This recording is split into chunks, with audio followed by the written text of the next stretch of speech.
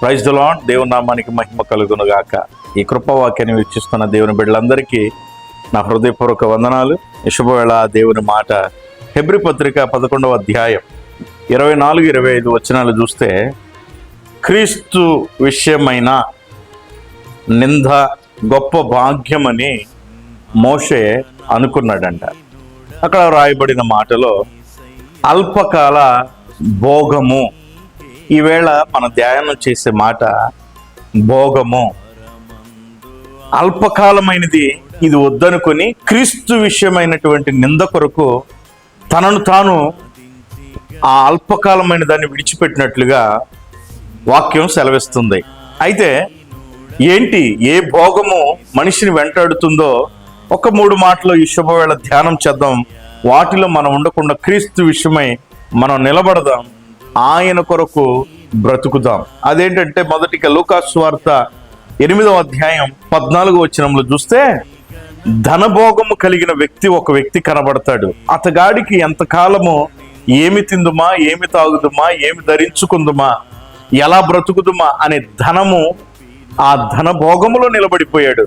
ఈ రోజున లోకాన్ని ఏలుతున్నది డబ్బు. అదే డబ్బు లోకమును ఏలటము కాదు, సంఘాలను ఏలుతుంది, క్రైస్తవులను ఏలుతుంది. అన్ని విషయంలో బాగుగా కనబడుతున్న క్రైస్తవుడు ధనం విషయంలో పడిపోవుటకు గెహాజీ వలె తను తాను అప్పగించుకుంటున్నటువంటి పరిస్థితులు కనబడతాయి. ఈ ధనభోగం వలన ఏం కలుగుతుందంటే శాపం కలుగుతుంది. నయమాను కుష్ఠరోగాన్ని గెహాజీ తెచ్చుకోవడానికి గల కారణం ధనభోగము. వాక్యాన్ని వింటున్న దేవుని బిడ్డలారా, క్రీస్తు విషయమై బ్రతుకువాడు వర్ధిల్లుతాడు.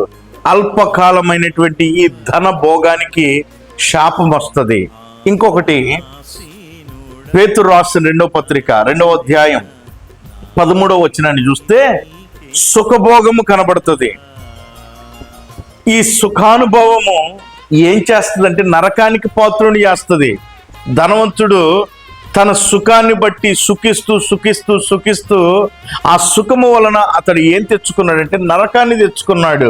ఈ సుఖభోగము క్రైస్తవుని జీవితంలో కనబడకూడదు. అందుకే దావీదు 7 మారులు ప్రార్థించటానికి అతగాడు పూనుకున్నాడు. దానియేలు 3 మారు దేవుని సన్నిధిలో ప్రార్థించటానికి పూనుకున్నాడు. సుఖ అనుభవము నరకానికి పాత్రులుగా చేస్తుంది, ధనభోగము శాపాన్ని కలిగిస్తుంది. ఇంకొక మాటను చూద్దాం. నిర్గమాకాండం 32వ అధ్యాయం 31-33 వచనాలు చూస్తే పాప భోగము కనబడుతుంది. అక్కడ ఈ పాపం వలన ఏమొస్తుందయ్యా అని అంటే మరణం సంభవిస్తుంది. పాపం వలన మరణం సంభవించేది ప్రక్కన పెడితే ఈ పాపం బిడ్డల ఒడిలో కనబడుతుంది. నా ప్రియ దేవుని బిడ్డలరా, ఈ వాక్యాన్ని వీక్షిస్తున్న దేవుని జనాంగమా, నీవు చేసే పాపం నీ కంటికి కనబడదే, ఎవరు చూడట్లేదే అని నీవు అనుకోవద్దు. నీ పాపం నీ బిడ్డల ఒడిలో పడుతుందన్న మాట వాస్తవమైన మాట. అందుకే మోషే, నేను క్రీస్తు విషయమైనటువంటి నిందను గొప్ప భాగ్యంగా ఎంచుకుంటున్నానని ఐగుప్తులో ఉండవలసిన వాడు వెళ్ళిపోయి మిద్యాను అరణ్యంలో దేవునితో మాట్లాడే అనుభవాన్ని పొందుకున్నాడు. నీ సుఖానుభవంలో ఉన్నావా? ధనాపేక్షతో ఉన్నావా?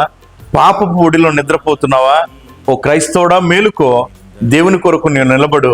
నీ పట్ల దేవుని ప్రణాళిక స్థిరమవుతుంది. నువ్వు ఆశీర్వదించబడతావు.